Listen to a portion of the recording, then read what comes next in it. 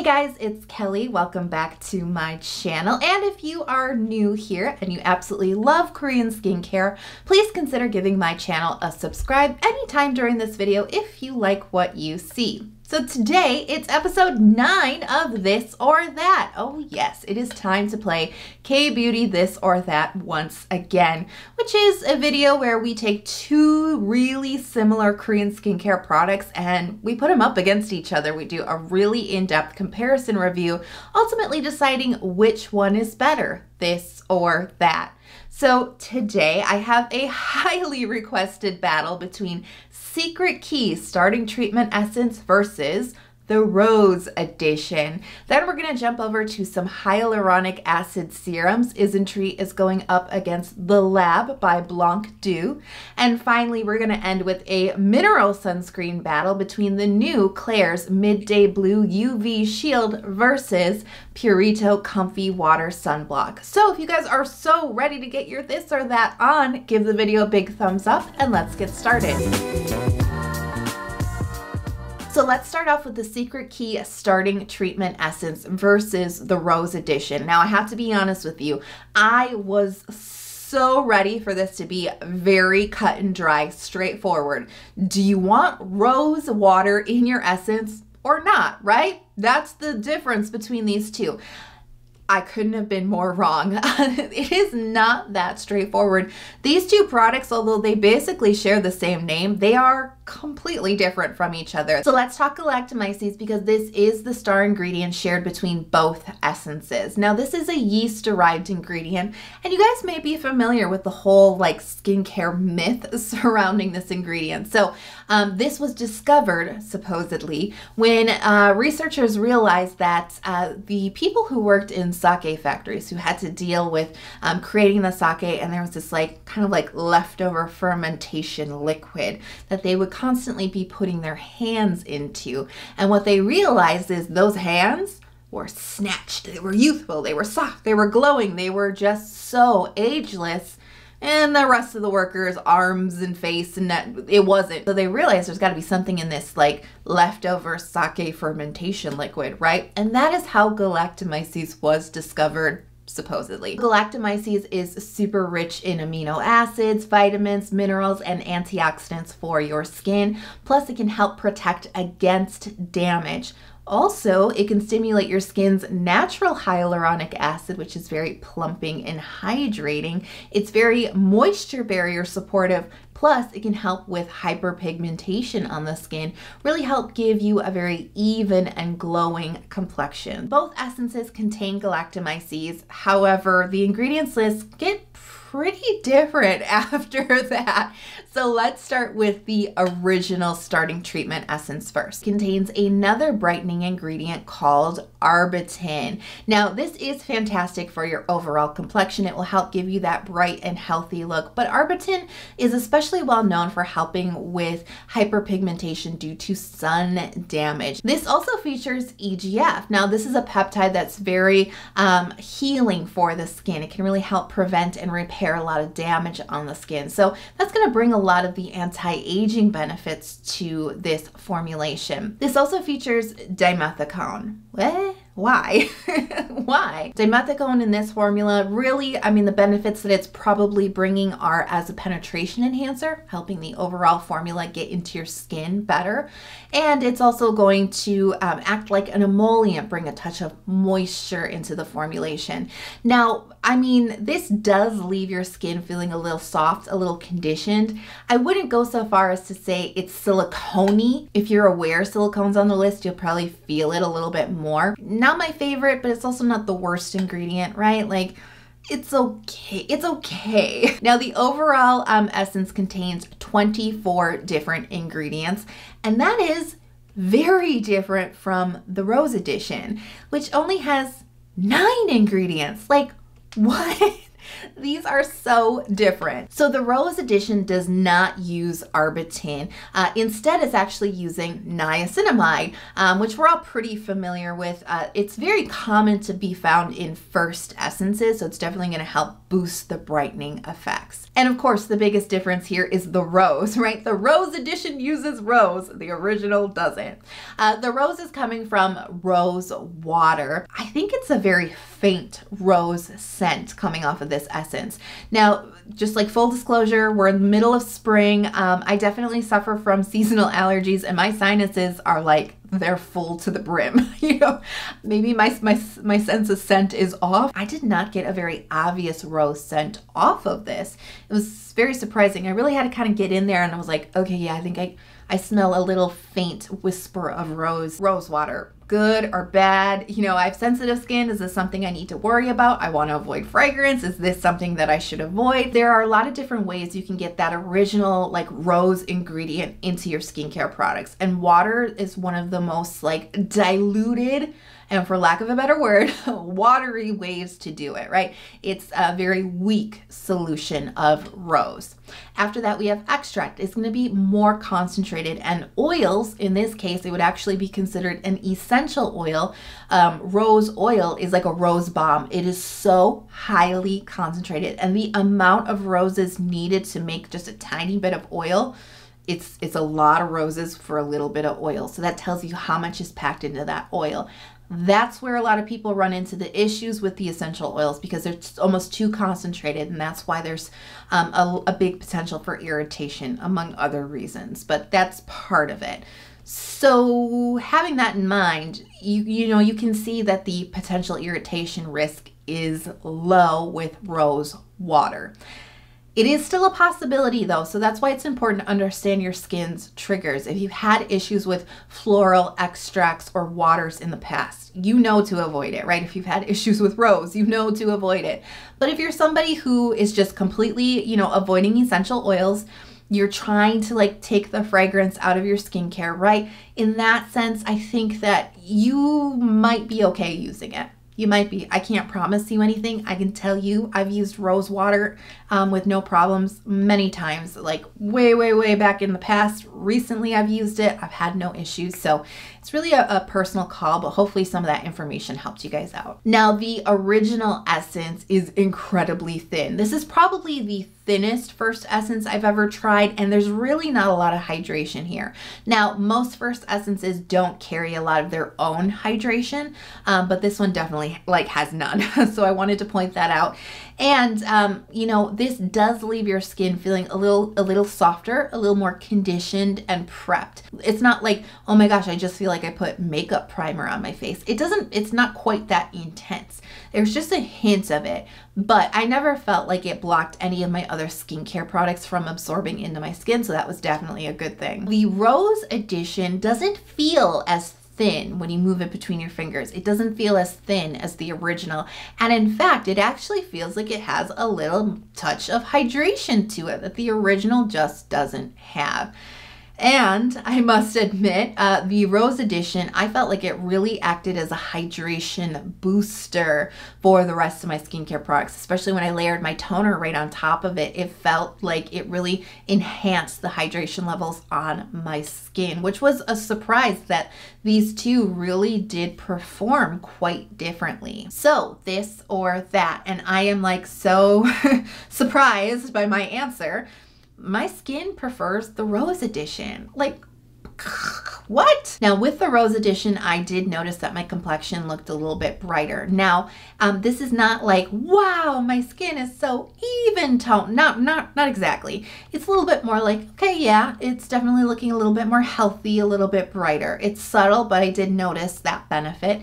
And really what sealed the deal for me was the fact that the Rose Edition just really offers a lot of hydration, which is one of the main benefits that I look for in a first essence. The original, I think I probably noticed similar complexion benefits, but I did not get that boost. I did not get that hydration. I did not feel that it was really functioning to help my overall skincare routine. And for me, it just kind of fell short. It just wasn't the most enjoyable essence to use, especially right alongside its rose sister, which is just really kind of shocking. It's a surprising conclusion. I prefer the rose edition.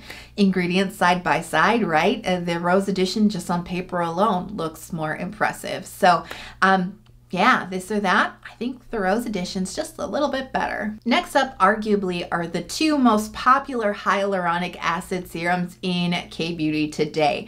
And that is the Isntree Hyaluronic Acid Water Essence versus the Lab by Blanc Doux Oligo Hyaluronic Acid Boosting Ampoule. Let's start off with the Blanc Doux serum. Now, they are using sodium hyaluronate as their hyaluronic acid component. They're only using one, but they're using it in 10%. Now, hyaluronic acid molecule is pretty stinking big, and that means that it's not really able to penetrate into your skin very well. High molecular weight is that really big molecule, so really it's considered a surface hydrator. It can help the top layer of your skin, but it can't really get in deep, especially to help with dehydration.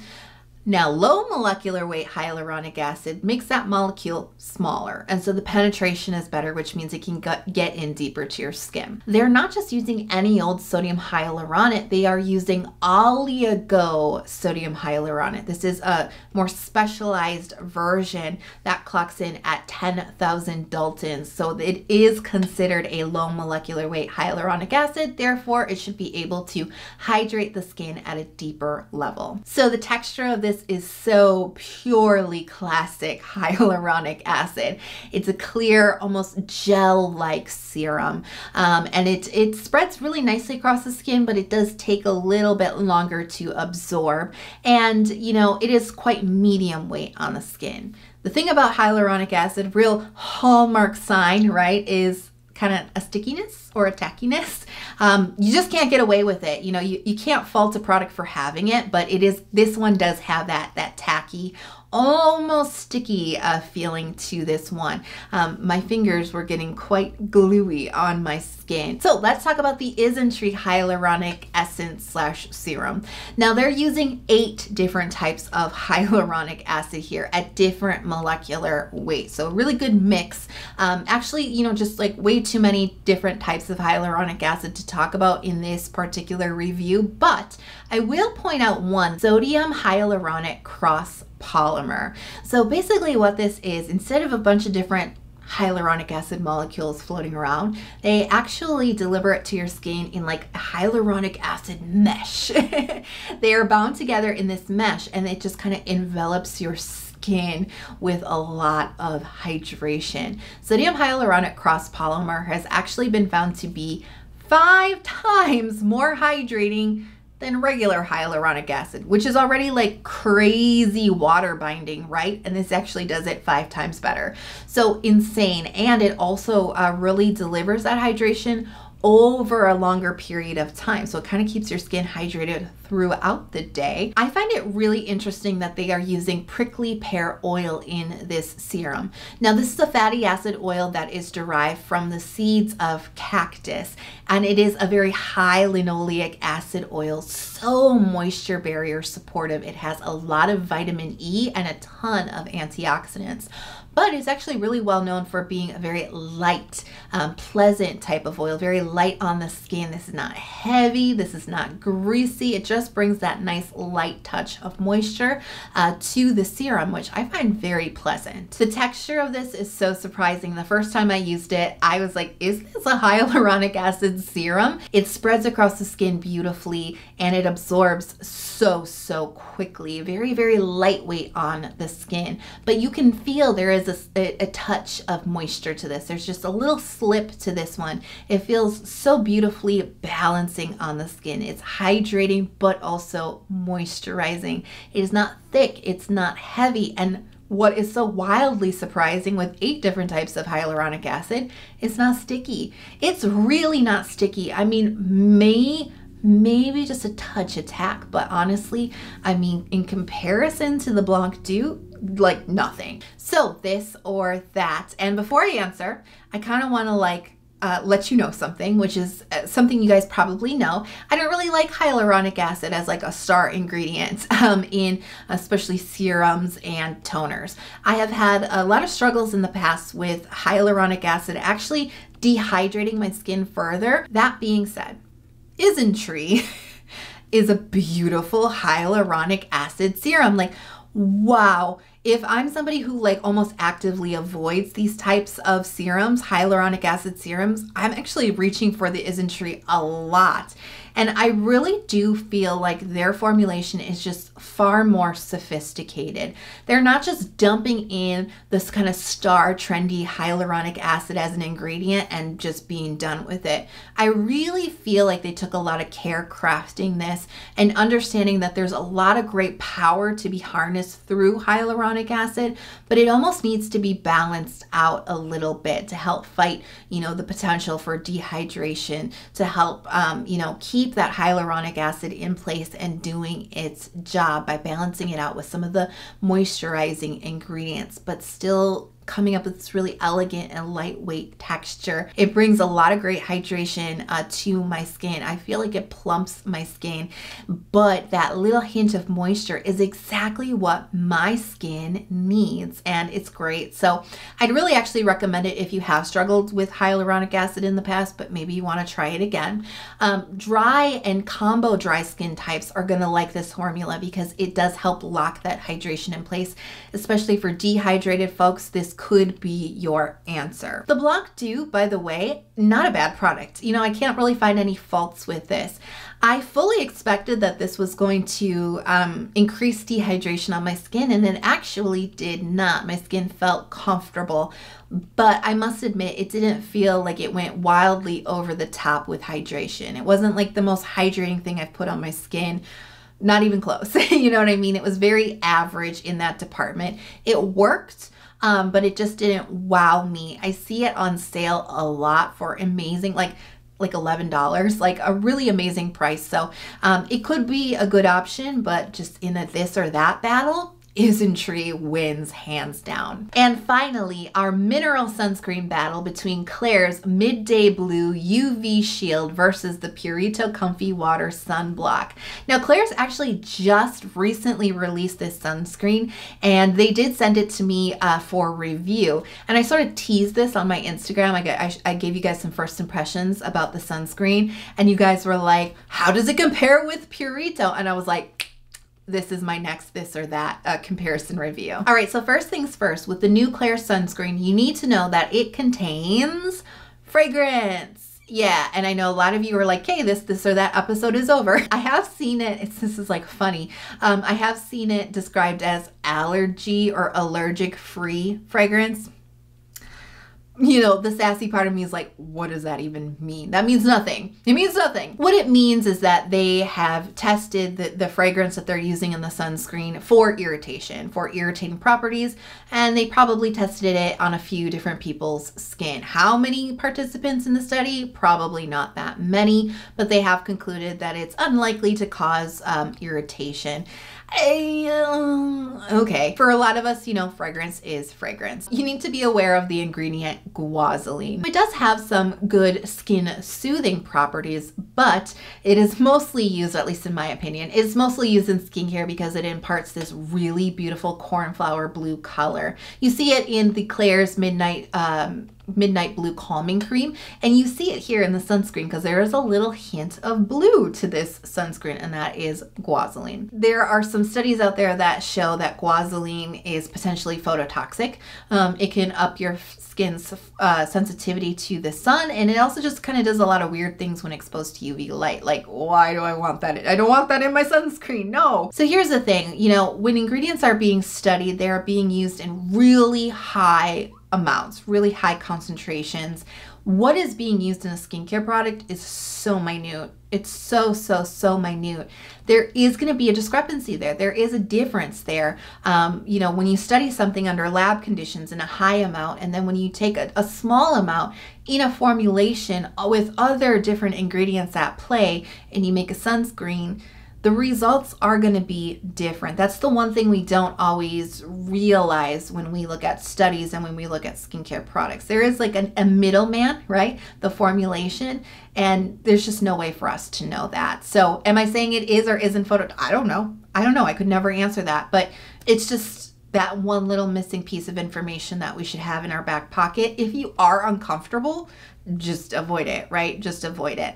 But the potential risk here is probably pretty low. The scent, I classify it as a light floral baby powder. Yeah, it really reminds me of baby powder, but there's like almost a little floralness to it. It is incredibly light. I'm very scent sensitive, and it didn't really bother me that much. It's not a strong scent, and it went away really quickly, which was a bonus. You don't walk around smelling like baby powder all day long. Interesting, the cream does come out with a little blue tint to it. Very, very creamy and very easy to work this into your skin. You know, some mineral sunscreens, I say you need elbow grease. You really gotta work it into your skin. This actually spreads and absorbs very nicely. For a mineral sunscreen, quite elegant, I will admit. White cast. Yeah, there is a minimal hint of a white cast here. For me, on my skin tone, I almost kind of call it a tone-up effect, because it does just kind of help even out my complexion. It kind of helps like diffuse the like dark marks on my skin. So like, and I put it on, I'm like, hey, my skin looks kind of like I put a tone-up cream on. Like, I kind of don't mind this. Other things I noticed about this, it does have that mattifying effect, which most mineral sunscreens have because zinc oxide is a sebum controller. So you will notice that your skin is going to be a lot more matte. I put this on with a bunch of like I over applied facial oil and like cream and everything, and it took the shine away like almost immediately, which was actually not a bad thing, but a little bit of a mattifying effect on the skin. And if you have dry patches, it might start to kind of cling around the dry patches. Just some few things that I noticed, but surprisingly really no pilling with this one. It worked really nicely on reapplication, and it worked really well underneath makeup. All right, let's talk about the Purito Comfy Water Sunblock. Now this is SPF 50 with a PA++4.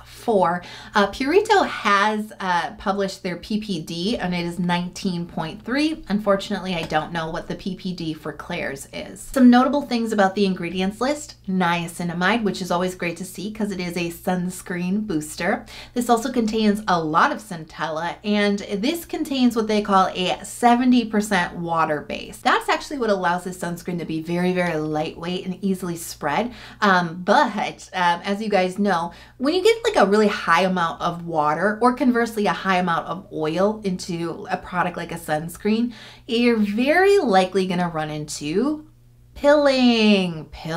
This sunscreen pills. Those of you guys out there who have used this, you're like, yes, it does. Especially if you have a more emollient type of moisturizer or an oil or something on underneath, you're definitely going to run into it.